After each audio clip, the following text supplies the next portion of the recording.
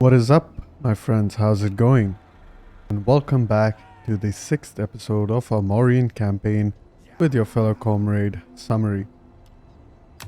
Currently have a food shortage, and it is quite severe actually.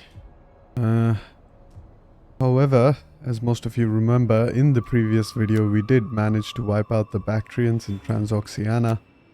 We were at war with the Atropatkan and its client state, Sadrakata. However, we have managed to piece them out. And at the same time, we have broken all our agreements with the Parthians, as I intend for them to be our next target. They only have 3 settlements, namely Amul, Marv, and Nisa. And taking over Amul and Marv should be fairly easily done because we do have a majority of Hindu culture over here. So it should be easy to take over Amul, just peacefully occupy the settlement, replenish, and in the next turn attack Marv and go ahead and replenish once again, and then finally push on to Nisa. Hopefully we will have wiped out the Parthians by then. I am quickly going to deploy my spy in order to help assist with the food situation. One of the things I have forgotten to do so far is to actually hire a veteran to train our armies, and that's quite a significant thing actually, because our veterans do have some army upkeep modifiers, so that will help with our economy a fair bit. I can go ahead and attack Amul, but I have noticed that I am taking a bit of attrition over here in Atrokoana due to a harsh summer, so I am going to wait it out until the next turn before I can invade. And it seems like I even have the harsh summer over here in Frada, so that's not really all that great.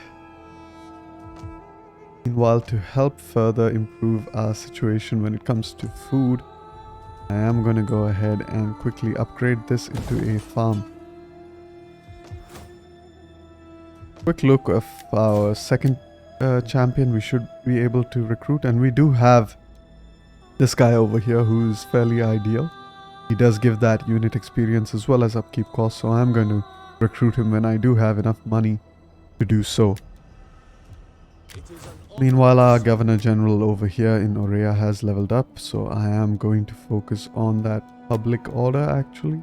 I don't think I need to, so I'm going to focus more on city governor to get that tax rate a bit higher. Our economy is suffering a little bit, and that is because our provinces are basically, we are only taxing Maka, and Maka currently hasn't been specialized into an economic province. As you can see, we do have military recruitment buildings that add a significant minus 500 to our overall income in the region.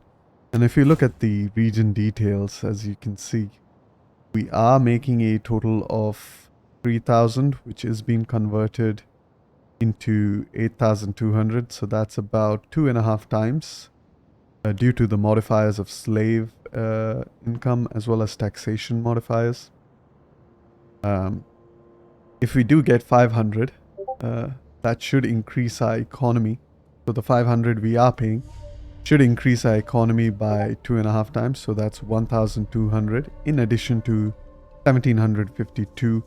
That is going to put us at around 3,000, and keep in mind that's just the bare minimum, because we are going to replace these buildings with some economic buildings, so that will further improve our economy. So we should be making around, in my opinion, 4,000 to 5,000 ducats per turn once we specialize Maka.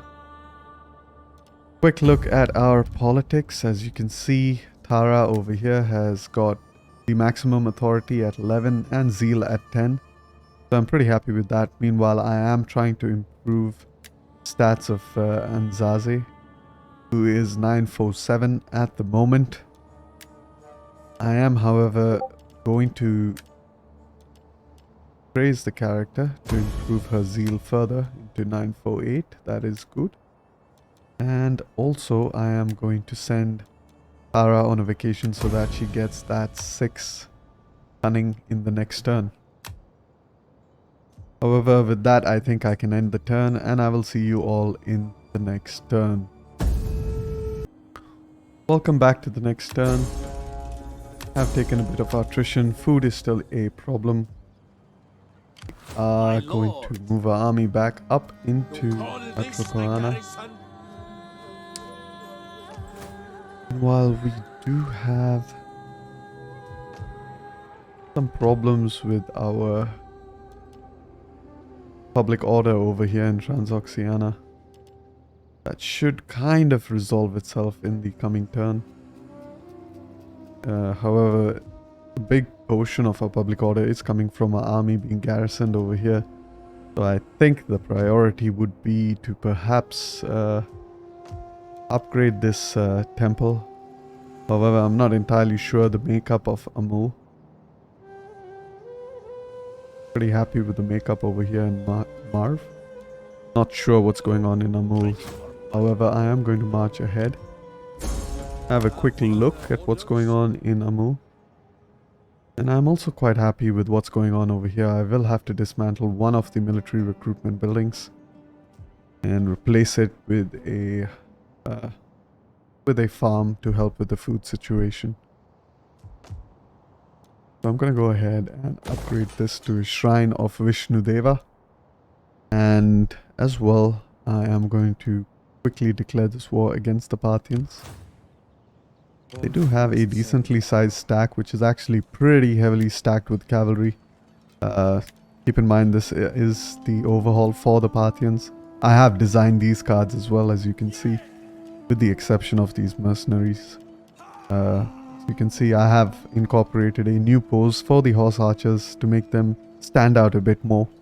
These guys are horse archers as well, but in case you're wondering why they don't have the new pose, it's because they are actually a hybrid of shock cavalry and horse archer cavalry, so I decided to maintain both the spear and the bow.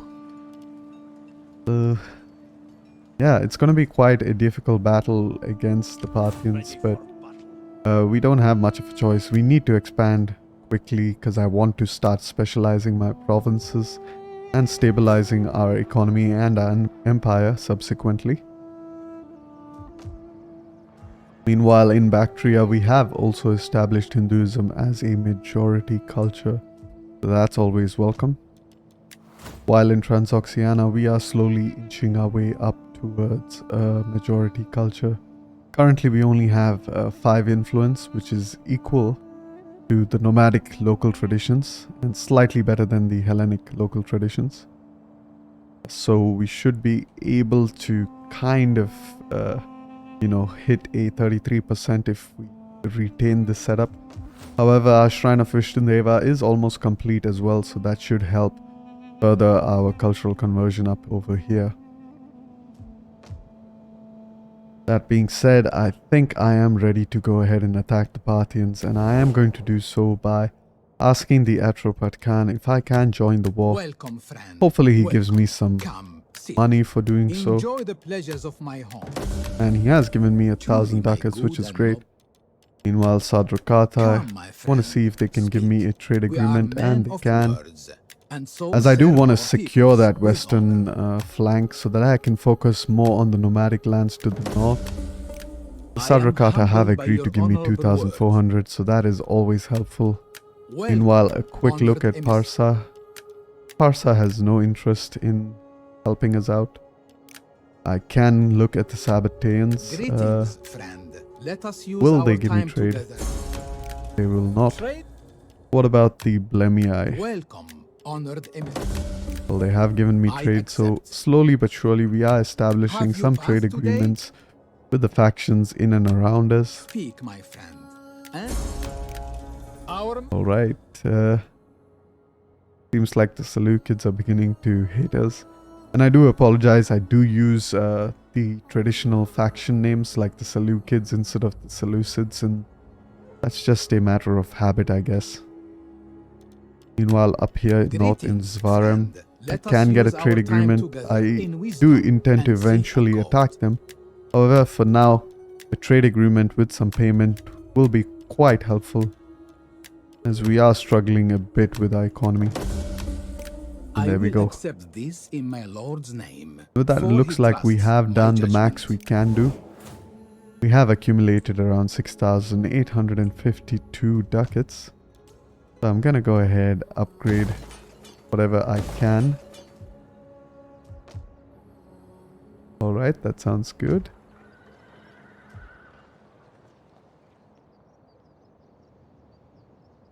And I'm gonna go ahead and attack Amur. And I'm not really gonna show this battle. In fact, I could in fact auto-resolve this. However, I do not want my elephant units to take the brunt of the casualties. Actually, scratch that, I am gonna auto-resolve it. It is Hindu culture, so I should be able to replenish fairly quickly. And the best is balanced stance, so I'm going to do that. Yeah, elephants took no casualties, that's great. And we have taken out a mole fairly quickly. Meanwhile, I am going to leave these barracks over here, demolish this one.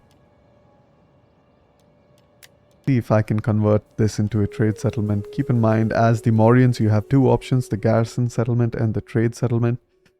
And the reason I like the trade settlement over the garrison settlement is due to the fact that we get better growth per turn.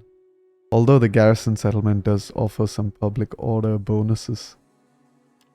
However, that 4 growth per turn is far superior to the 1 turn per growth. 1 growth per turn, sorry.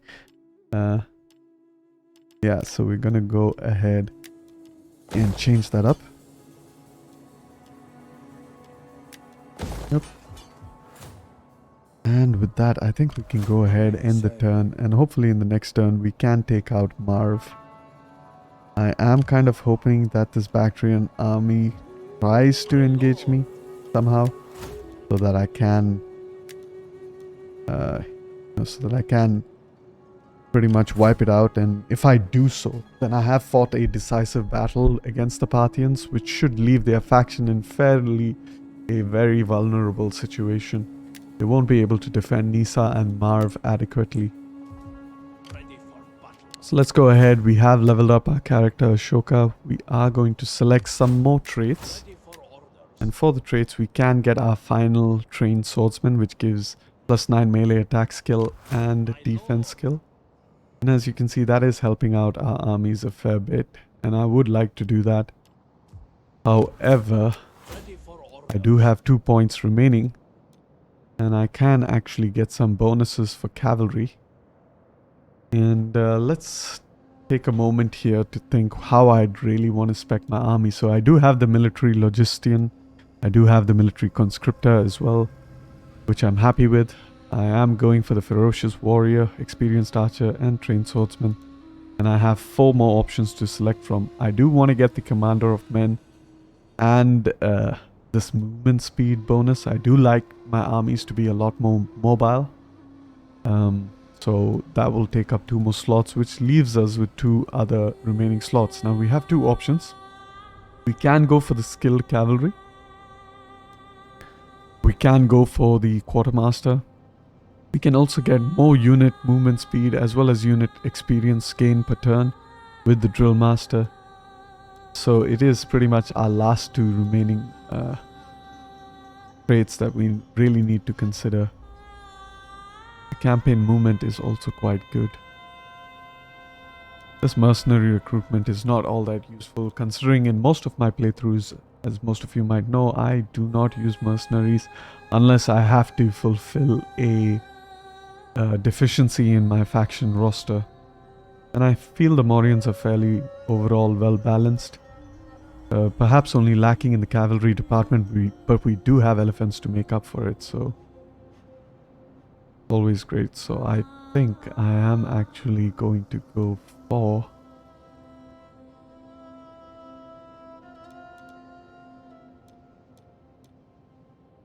I could also get battle rhythm. I never really get this green tree, although it's quite useful. Siege equipment, that's quite useful. -30 attritional losses while besieging. As most of you know, that's not quite helpful to me because I like to besiege in the very first turn. Night battles is quite interesting actually, as it does give a morale penalty to the enemy.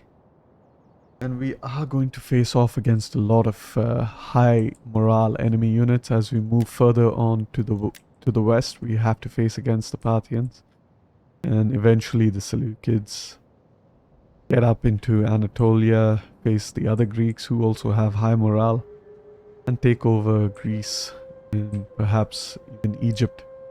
And the reason being is part of the role playing I am going to follow through in this campaign is that I want to have basically extract revenge on the Greek factions for having invaded India.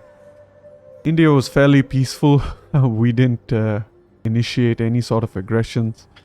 Although I'm a big fan of Alexander, as most of you can tell from my avatar, he did attack India, and a lot of good came from it because, you know, India did gain a lot of you know, cultural syncretism with Hellenic culture. But at the same time, if you actually think about it, India really did not antagonize the Greeks. It was the Persians that mainly the Greeks wanted to humiliate for the burning down of Athens during the Persian-Greek wars by Xerxes. So however, Indians were minding their own business. Meanwhile, Alexander just rolls up and conquers. So part of the role-playing will be to extract our revenge on the Hellenic world. So with that, I think we are ready to go ahead and end the turn, and I will see you all in the next turn.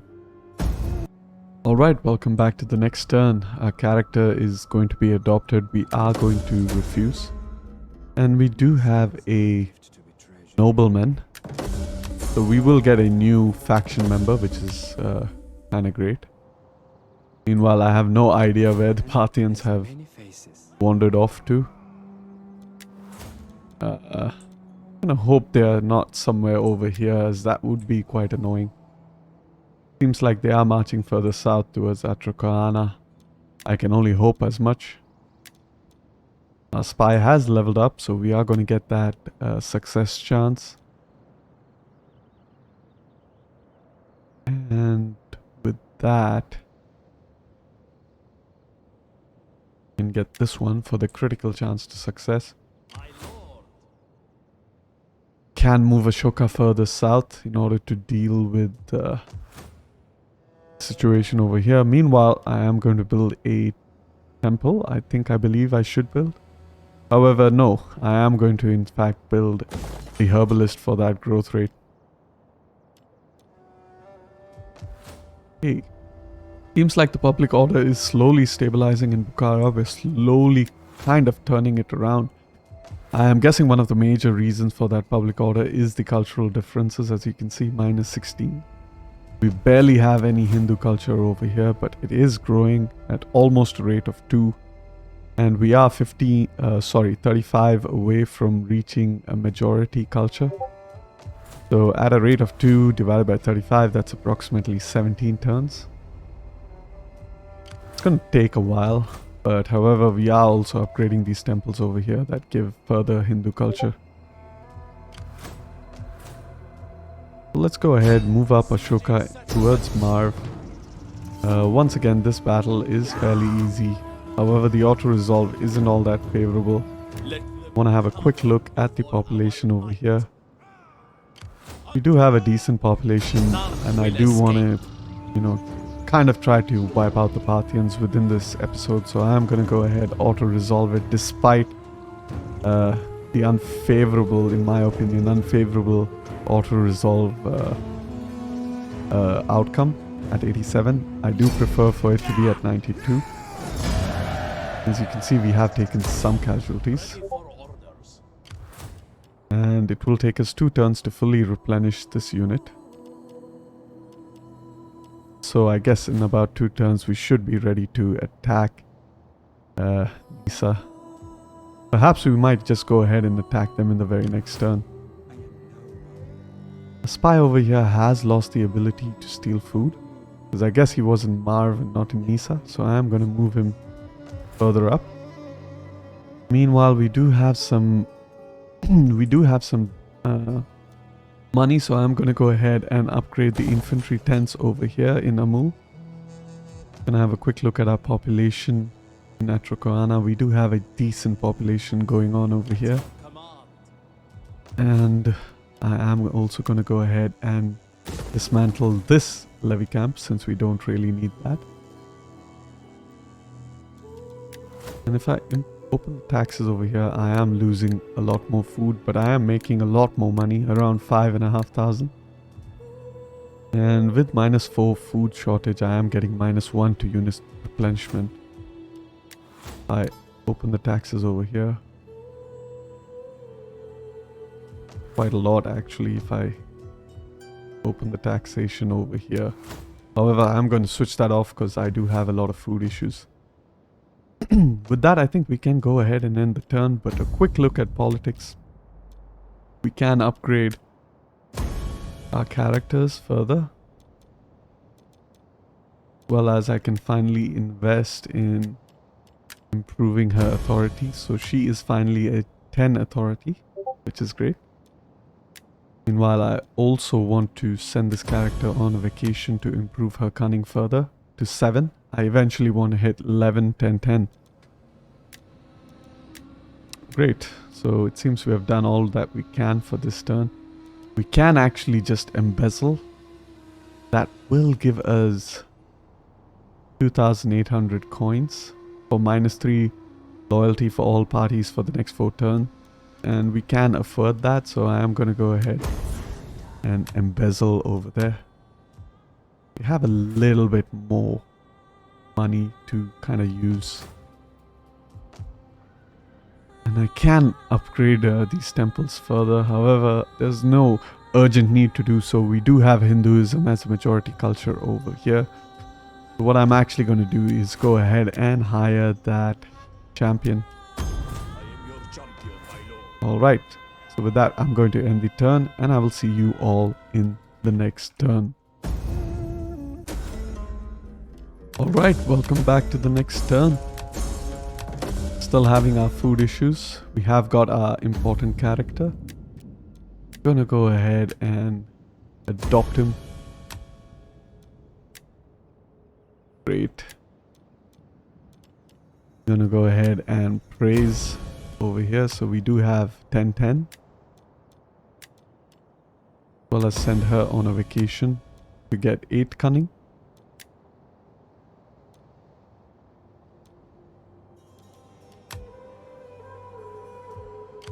Can use our champion to train our army. That should help a bit with the upkeep cost as well. Now over here I'm going to go ahead and build another herbalist to help with that population. Oh sorry, that growth rate rather. Do have about 2,000 ducats further. However, I am quickly going to move my army into maybe Karth instead, as they are going to be our next target. And oh my god, the Parthians have kind of emerged out here. Oh, they have taken over Suzia, so that's another province we'd have to deal with. This army can reach Suzia, so that is a problem.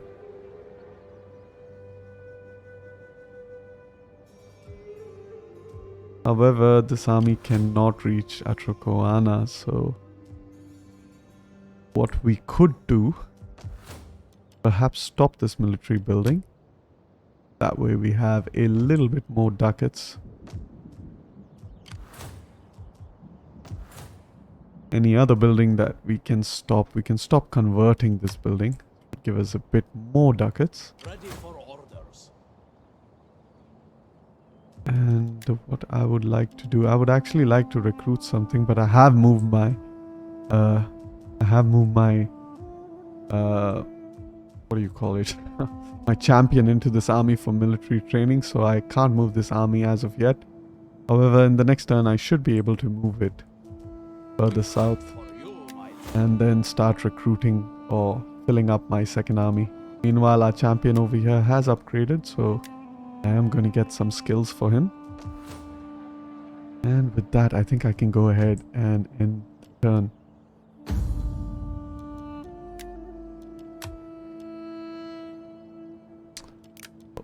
I do have another character that I can level up, so I'm gonna go ahead promptly do that.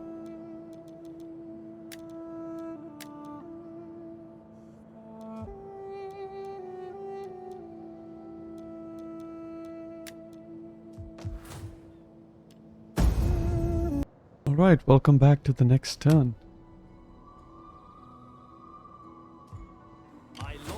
As decided in the previous turn, we do want to move into Frada. Hopefully we don't take attrition over there. We are. Frada is horrible actually. I'm gonna move my governor up there. Meanwhile, move this army into Frada. Hopefully it doesn't take attrition within the city. And it doesn't, so that's great.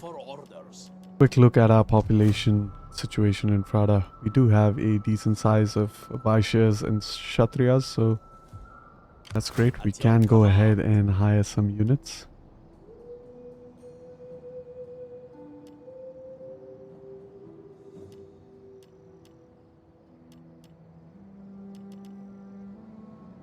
What I would like to do is hire at least 4 of units. And with that I can't hire anything else because my economy is pretty trashed here. That being said, there is nothing much else to do in this turn. Apart from we can, however, just send this character on a vacation. However, I do want to save up some money, as sending a character on vacation does take up a lot of money. I am going to just increase the taxes for this turn as well. Not in this province. How about in this province? Yep. And that should give me about enough ducats in the next turn to kind of complete the recruitment of my army. So I'm gonna go ahead, end the turn, and see you all in the next turn. Alright, welcome to the next turn.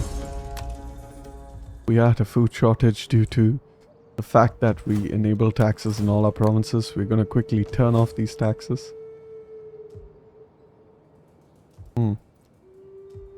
And one thing we can do is now go ahead and recruit the remaining troops that we need for this army. So that's about 2 of these guys, 2 of those guys, as well as our final elephant unit. Great, and in the next turn we should have 2 armies. Meanwhile, the Parthians have decided to abandon Nisa and they are slowly marching towards Kath. Our spy over here, I want to move down real quick. This guy can reach all the way to Marv, so can't really attack with the Shoka. What about these guys? Pretty much everyone can reach Marv, so I'm gonna have to wait until the next turn in order to attack. Settlements. So I will see you all in the next turn, or in the future rather, when I'm ready to take out Marv and perhaps even Suzia.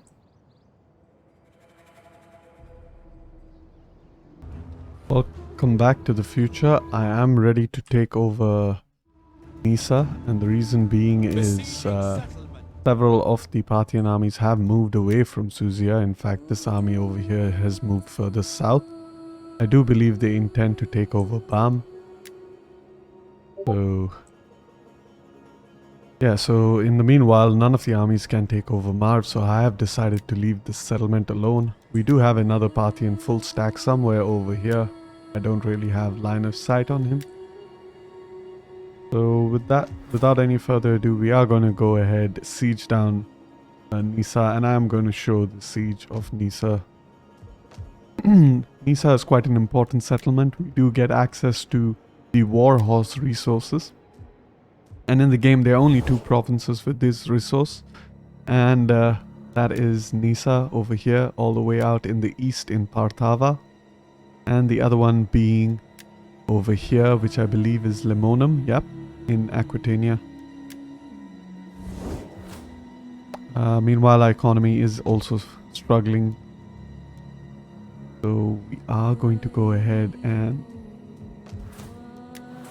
open up taxation of certain provinces. Yep, that should help. And yeah, I will see you guys all in the battle. Welcome to the battle. Let's go ahead and begin our deployment. Right, quickly set up our army over here. We await your orders. Orders, my lord. What are your orders? Spearmen in the front, archers in Close formation. behind. Turn on that guard formation.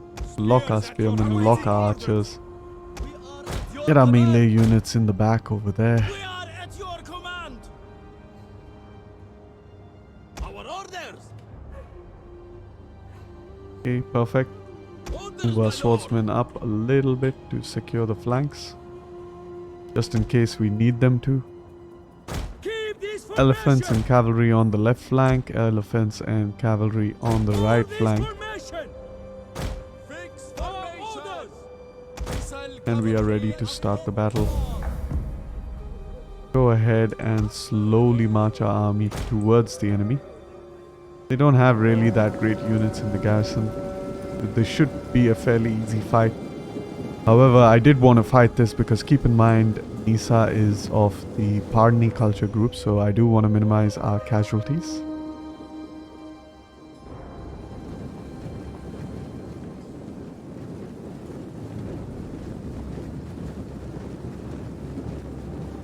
Army is slowly and surely marching up.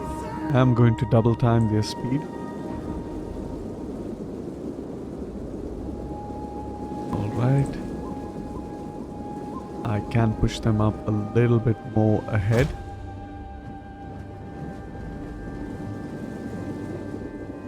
And once they are in position, I am going to first off begin micromanaging our archers. These two archers can attack that horse archer unit, whereas this archer can attack this unit over here, as well as the other archer unit can attack that unit. Actually, we have another missile unit, so I am going to... And the reason you want to spread out your archers is so that they don't kind of overkill the enemy. You can focus fire your archers on the same unit. War elephants. Alright.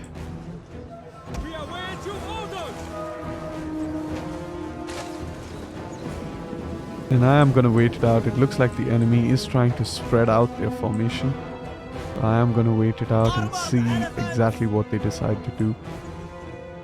They do decide to charge in over here. Gonna wait for that flank to engage. War elephants. Meanwhile, our elephants over here can charge in. Get our general in and around. My lord. Turn off the fire at will for our cavalry. Elephants ready for battle. At the ready. Get our melee troops on the left flank in and around, because left flank is pretty much secure. Our archers are making quick work of the enemy archers. We await your orders. However, these are light and medium spearmen, so they should pose a significant threat to our own elephant units over there. Awaiting orders. War elephants. Quickly now. Quickly gonna charge our elephants into that unit over there. Get them out fairly quickly.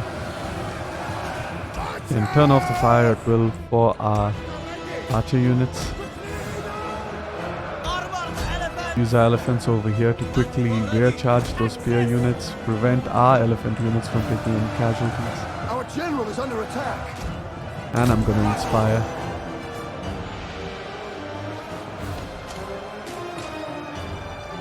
Yep, it looks like things are going quite well. So I'm gonna redirect our elephants to charge these units. War elephants. Meanwhile, move out our old elephants and start to charge these units.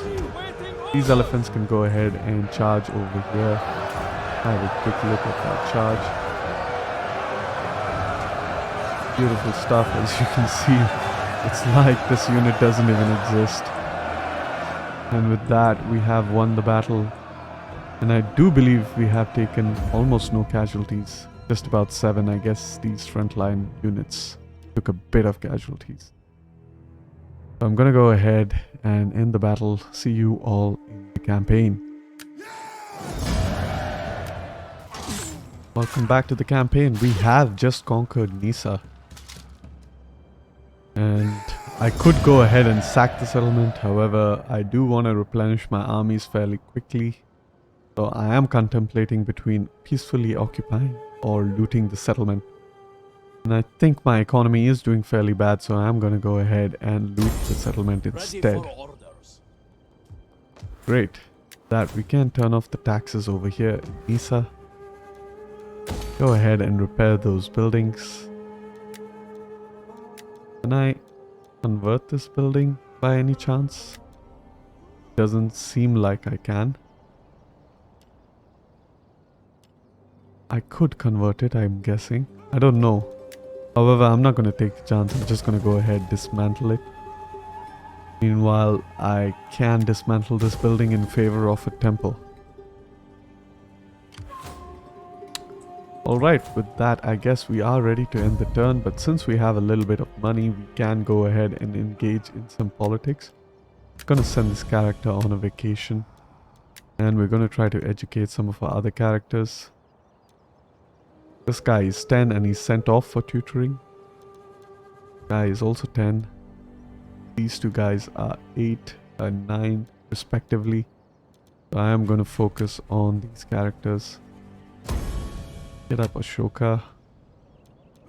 I'm going to wait for the next turn to continue our education, as educating, you know, or performing the same political actions within the same turn actually creates rising costs for doing so. So we'll go ahead and quickly upgrade some of our settlements. Does this building consume food? Not yet. In the next level it does, however. Great. And since I have kind of recruited my first 2 armies, and it'll be a while before I can recruit another army, I'm gonna go ahead and dismantle this infantry camp here in order to help with our taxation.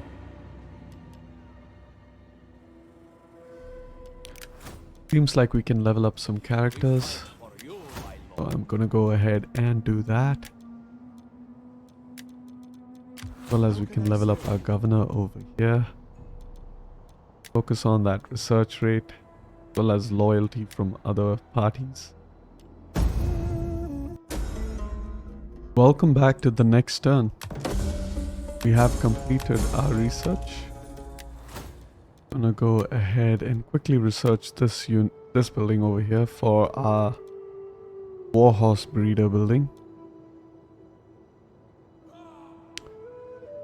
In regards to what's going on, the Parthians are over here busy raiding our lands, I believe. We are kind of losing a bit of food.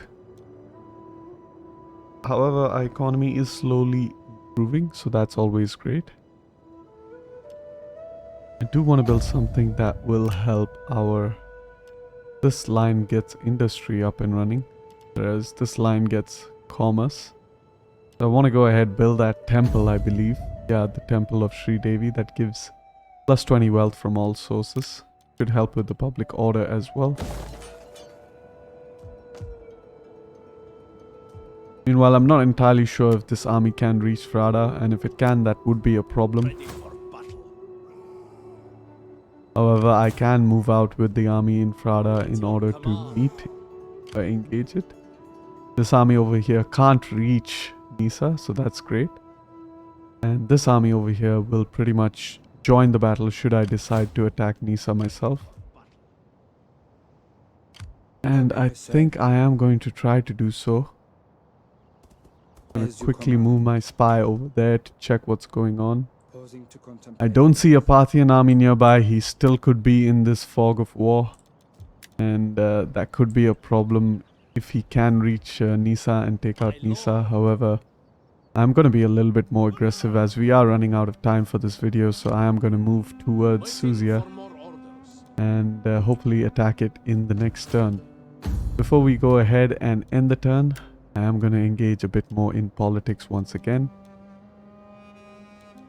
See if I can assassinate this bastard. Seems I can't. Go ahead and marry off this character. Prove the cunning of this character. Educate another child. The political situation seems to be slightly low. -10 due to Patriot. And I do believe the Patriot or the Patriot trait is for every army within our territory. We do have one Parthian stack in here. And I don't really know where the second army is really. However, with that, we're going to end the turn and quickly rush into the next turn. Welcome back to the next turn. So in the end turn, actually Sadrakatha tried to take out Suzia. They did call us into that battle, however I refused to do so. And as a result, they have kind of depleted the garrison over there, so taking Susa for ourselves should be fairly easy. Let's go ahead and lay siege to the settlement. Meanwhile, this army can't really reach Nisa, so that's always great. The next thing I do want to do is kind of go up towards Khat, see what's going on. Okay, so that Parthian army is all the way over there in the corner. He's fairly depleted. He is the faction leader of the Parthians. And also another thing that happened in the end turn was Parsa established a trade agreement with us. They paid us 14,000 ducats in order to do so. That's always great. I am quite thankful for that. See if I can turn off taxes. Not quite yet. Considering I do have a lot of ducats to spend, and I am going to get some further ducats because I do intend to loot Suzia. I'm going to quickly upgrade as many buildings as I can. As well as over here, I'm going to convert this into a hospital. And we are done, I do believe.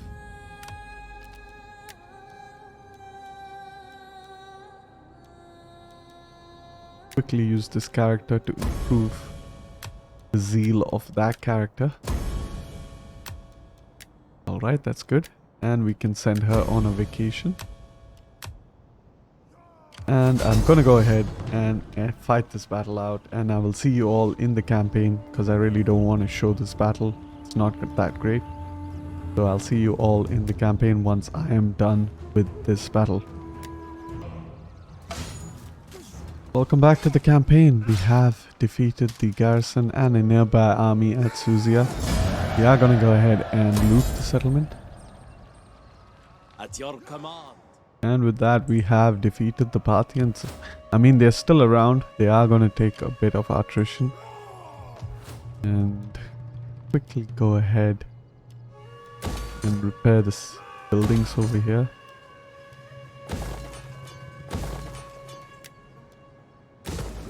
There we go.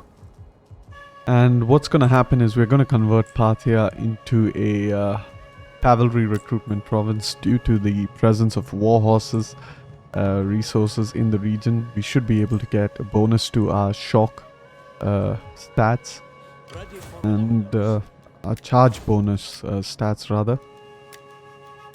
Quickly improve our champion as well for that extra army experience. Or general experience rather. And I guess with that we can go ahead and end the video. And thank you all for watching. Hope you enjoyed. If you liked the video, please like the video. And don't forget to subscribe if you are interested in more such videos. Peace and love.